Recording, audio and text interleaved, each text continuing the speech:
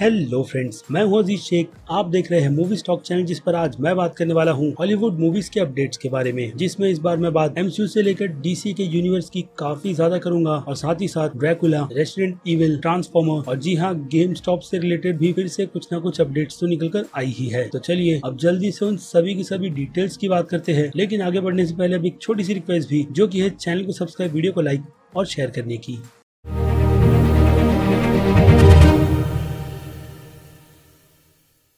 तो अब बात करें सबसे पहले अपडेट की, तो ये अपडेट है सोनी पिक्चर स्टूडियो की तरफ से आ रही रेसिडेंट इविल की reboot live action film resident evil की रिलीज डेट को लेकर, जिसे अब ऑफिशियली कंफर्म कर दिया गया है और हमें ये फिल्म इसी साल 3 सितंबर को देखने मिलेगी। जी हाँ, ये इस फिल्म की ऑफिशियल रिलीज डेट है, जिसकी मैंने इसी साल की तो उम्मीद नहीं लगा रखी थी, लेकिन अब कंफर्मेशन हो गई है। तो इससे ये बात भी पता चलती है कि सोनी पिक्चर्स ने इस फिल्म को बनाकर एक एक्सपेरिमेंट किया है रेसिडेंट इविल के यूनिवर्स में, जिसकी डिटेल को मैंने ऑलरेडी अपने चैनल पर कवर कर रखा है। और उसके बाद बात करें फिर से गेम स्टॉप के बारे में, तो पता नहीं इससे लेकर हॉलीवुड में कितने प्रोजेक्ट बनाए जा रहे हैं, क्योंकि रिसेंटली 2 प्रोजेक्ट की तो अनाउंसमेंट ऑलरेडी कर दी गई है, लेकिन अब एचबीओ वाले की तरफ से भी कंफर्मेशन कर दी गई है कि उनकी तरफ से भी गेम स्टॉप के प्रोजेक्ट पर किसी न किसी तरीके की फिल्म बनाई जा रही है। और उसके अलावा ब्रैड पिटनर के भी प्रोडक्शन हाउस की तरफ से इस प्रोजेक्ट की कंफर्मेशन कर दी गई है, लेकिन उन्होंने यहाँ पर बायोग्राफी के तौर पर रेडिट के आर वॉल स्ट्रीट बेल्ट की स्टोरी बनाने की सोची है कि किस तरीके से रेडिट पर इस अकाउंट की शुरुआत हुई थी शायद, क्योंकि कंफर्मेशन तो कुछ इसी तरीके की है। बाकी देखते हैं कि ब्रैड पिटनर की तरफ से ये प्रोजेक्ट कितना ज्यादा यूनिक होगा, क्योंकि अब देखा जाए तो गेम स्टॉप पर टोटल 4 प्रोजेक्ट्स की अनाउंसमेंट हॉलीवुड की तरफ से कर दी गई है, जिसमें से किन का प्रोजेक्ट सक्सेस होता है, किसका नहीं, वो बात तो आने वाला वक्त ही बताएगा। और अब बात करें एक और आने वाले हॉलीवुड की तरफ से अतरंगी प्रोजेक्ट की, तो ये प्रोजेक्ट है यूनो कार्ड का, जिसे डेवलप करने की जिम्मेदारी रैपर लिल येट्सी ने ली है। लेकिन ये कोई कार्ड गेम नहीं बल्कि एक हाइस्ट कॉमेडी मूवी होगी। अब मैंने तो इस गेम को खेला नहीं है, बट पता नहीं इसका आइडिया उनकी टीम की तरफ से किस तरीके से निकल कर आएगा और हमें इस फिल्म में कार्ड के अलावा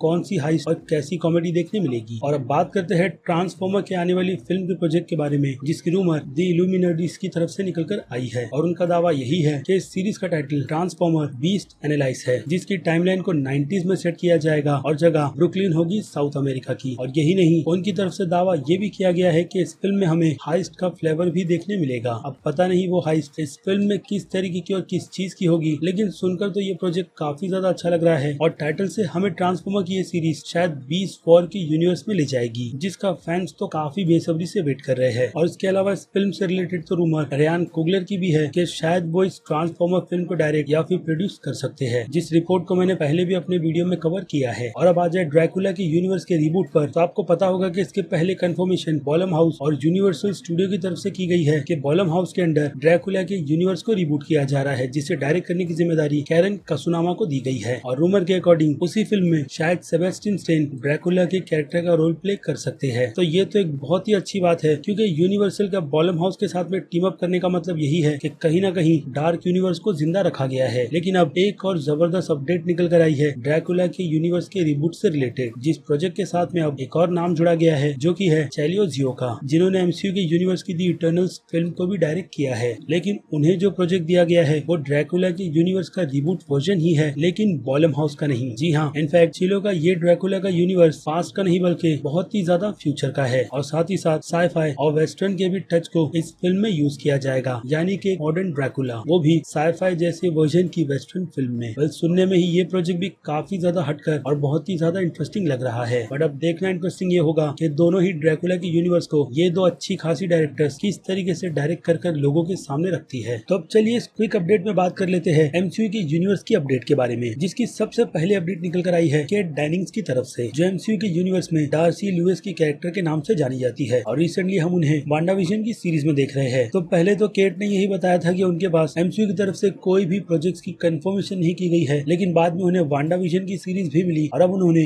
एक्स्ट्रा टीवी के यूट्यूब चैनल पर इस बात को कंफर्म किया है कि उन्होंने एमसीयू के बाकी दूसरे प्रोजेक्ट्स में भी काम किया है, जो कि वांडाविजन से बिल्कुल अलग है। लेकिन इस प्रोजेक्ट की डिटेल केट ने नहीं दी है कि क्या केट हमें Thor love and thunder film में नजर भी आने वाली है या नहीं, जिसके चांसेस काफी ज्यादा है। अब ये तो ऑब्वियसली आने वाला वक्त ही बताएगा। और अब बात करें एमसीयू के अंडर बनने वाली ब्लेड फिल्म या फिर सीरीज के बारे में, क्योंकि अब तक इसकी कंफर्मेशन ही नहीं है कि हमें ब्लेड के यूनिवर्स की फिल्म देखने मिलने वाली है या फिर सीरीज, लेकिन चांसेस तो इसके फिल्म के ही है जिसमें हमें ब्लेड के कैरेक्टर का रोल प्ले करते हुए मार्शल अली नजर आने वाले हैं। तो फाइनली इस प्रोजेक्ट के लिए राइटर को हायर कर लिया गया है, जिनका नाम है स्टेक्सी ओसिया कुफर, जिन्होंने इसके पहले वॉचमैन जैसी सीरीज की भी कहानी लिखी है HBO मैक्स के लिए। अब वॉचमैन का शो कितना ज्यादा बेस्ट है, खास करके हिस्ट्री के इवेंट्स को लेकर, उसके बारे में आपको पता ही है। लेकिन फिलहाल तो एमसीयू के यूनिवर्स में अभी उन्हें ब्लेड के यूनिवर्स का प्रोजेक्ट दिया गया है, और अगर जो रूमर इस प्रोजेक्ट से निकल कर आई है R-rated रहने की, तो सच में फैंस को तो मजा ही आ जाएगा, क्योंकि इसके अलावा ब्लेड के यूनिवर्स को कहीं ना कहीं क्रॉसओवर मॉर्बिस फिल्म का भी मिलेगा रूमर के अकॉर्डिंग। और हाँ, डेडपुल तो है ही। और अब बात करें एमसीयू की आने वाली सीरीज आर्मर वॉर्स की, तो डॉन चैंडल ने falcon and the winter soldier के बाद एक और कंफर्मेशन की है सीरीज से रिलेटेड कि सीरीज के प्रोडक्शन को जल्द से जल्द 1-2 महीने में शुरू कर दिया जाएगा। और अगर इस सीरीज से रिलेटेड कहानी के हिसाब से कुछ बात करें, तो ये बात तो पहले ही कंफर्म कर दी गई है कि वॉर मशीन की पूरी सीरीज को आयरन मैन की डेथ के बाद कंटिन्यू किया जाएगा, और टोनी स्टार्क की मौत से किसको कितना फायदा होने वाला है, ये सीरीज उस पर भी फोकस करेगी। और खास करके इस सीरीज में जिस कैरेक्टर की डेवलपमेंट होने वाली है वो तो वॉर मशीन यानी कि रोडीज ही है, जिस कैरेक्टर को फिलहाल के लिए अभी तक तो एमसीयू के यूनिवर्स में काफी ज्यादा अंडररेटेड ही रखा गया है, जो कि अभी सीरीज से मुझे लगता है कहीं ना कहीं तो चेंज ही होगा। और इस सीरीज की भी एक छोटी सी रूमर की बात करें कास्टिंग को लेकर, तो कहा यही जा रहा है कि हमें इस सीरीज में डॉन चैडल के अलावा सैम रॉकविल का कैरेक्टर जस्टिन हैमर भी नजर आ सकता है, जो डेफिनेटली टोनी स्टार्क के हट जाने के बाद काफी ज्यादा फायदा उठाने की तो कोशिश करेगा ही। और अब बात करें जेम्स गन की guardians of the Galaxy volume 3 film के बारे में, तो खुद जेम्स गन ने ही इसकी कंफर्मेशन दी है कि इस फिल्म में वो द मैंडलोरियन की स्टेज क्राफ्ट के VFX टेक्नोलॉजी को भी यूज करेंगे, खास करके जहां उसकी ज्यादा जरूरत पड़ेगी। तो यानी देखा जाए तो ये प्रोजेक्ट एमसीयू के अंदर दूसरा है थॉर लव एंड थंडर के बाद। अब स्टेज क्राफ्टिंग के VFX क्या होते हैं, उसका आइडिया तो आपको ऑलरेडी वीडियो में चल रही इमेज को देखकर लग गया होगा। वेल, इस VFX वर्क से अगर किसी चीज में सबसे ज्यादा फर्क पड़ता है तो वो है डायरेक्शन, जिसके कारण से प्रोजेक्ट काफी ज्यादा अच्छा लगने लगता है, ठीक मैंडलोरियन की सीरीज की तरह, जिसमें अब एमसीयू के प्रोजेक्ट को देखने में सच में बहुत ही ज्यादा मजा आएगा। और अब एमसीयू की आखिरी अपडेट में बात कर लेते हैं टॉम हॉलैंड की होमकमिंग स्पाइडरमैन 3 फिल्म से रिलेटेड, क्योंकि इस फिल्म से रिलेटेड अपडेट निकल कर आते ही रहते हैं हर हफ्ते। लेकिन इस बार भी जो अपडेट निकल कर आए हैं, उस अपडेट में टॉम हॉलैंड ने इस फिल्म से रिलेटेड काफी कम जानकारी दी है वैरायटी वालों को, जिसमें से एक तो उन्होंने ये कंफर्मेशन दी है कि उनके करियर में उन्होंने आज तक ऐसी सुपर हीरो की सोलो स्टैंड अलोन फिल्में आज तक नहीं देखी है जितने बड़े लेवल में इस फिल्म को बनाया जा रहा है। कल इससे ये बात तो साफ होती है कि सोनी और एमसीयू की तरफ से इस फिल्म के प्रोजेक्ट में अच्छा खासा पैसा लगाया गया है। रीजन तो आप सभी को पता है कि फिल्म के सेकंड पार्ट ने बॉक्स ऑफिस पर कितनी जबरदस्त कमाई की थी। ऐसे में सोनी पिक्चर स्टूडियो स्पाइडरमैन के यूनिवर्स को और भी काफी ज्यादा अच्छा बनाने की तो कोशिश करेगा ही, जिसमें फिलहाल तो वो एमसीयू के यूनिवर्स के आ जाने की वजह से काफी ज्यादा चमक गया है। लेकिन स्पाइडरमैन का यूनिवर्स एक ऐसा यूनिवर्स है जो अपने दम पर बिना किसी यूनिवर्स से कनेक्ट रहे बॉक्स ऑफिस के नंबर को हिला सकता है। लेकिन अब जो भी हो, फिलहाल तो इस फिल्म को लेकर लोगों के बीच हाइप बहुत ही ज्यादा बनी हुई है, जिस हाइप के फायदे को स्टूडियो ने इतनी अच्छी तरीके से यूज किया है कि अब तक इस फिल्म का टाइटल तक लोगों को पता नहीं है, और ना ही ये कि हमें इस फिल्म में एंड्रयू गारफील्ड और टॉबी मैगवायर नजर भी आएंगे या नहीं, जिन्हें लेकर टॉम हॉलैंड ने चुप्पी साधते हुए यही कही है कि उन्हें नहीं पता कि इस फिल्म में एंड्रयू गारफील्ड और टॉबी मैगवायर है भी या नहीं।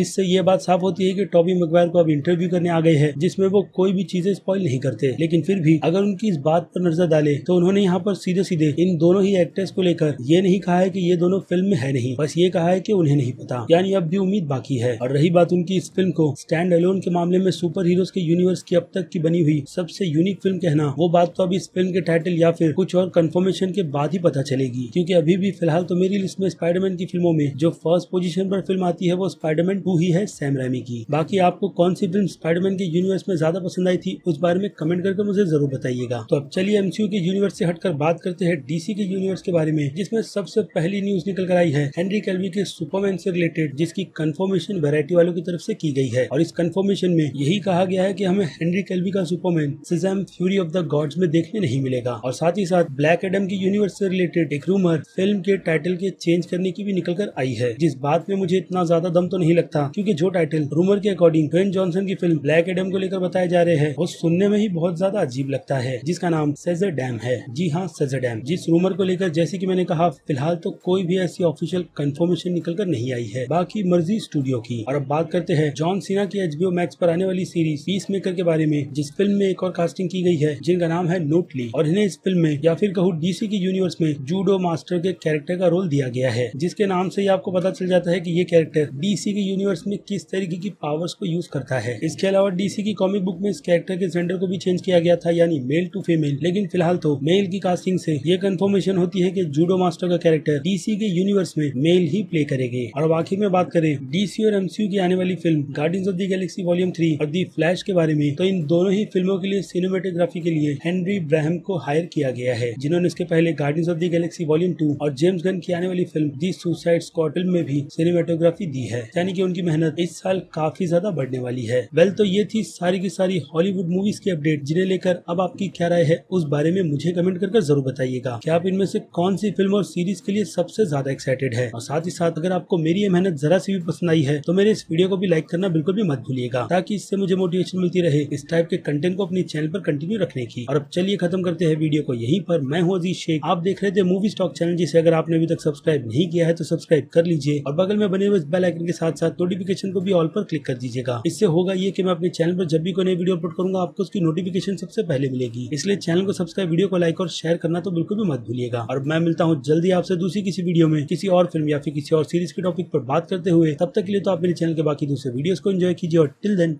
बाय।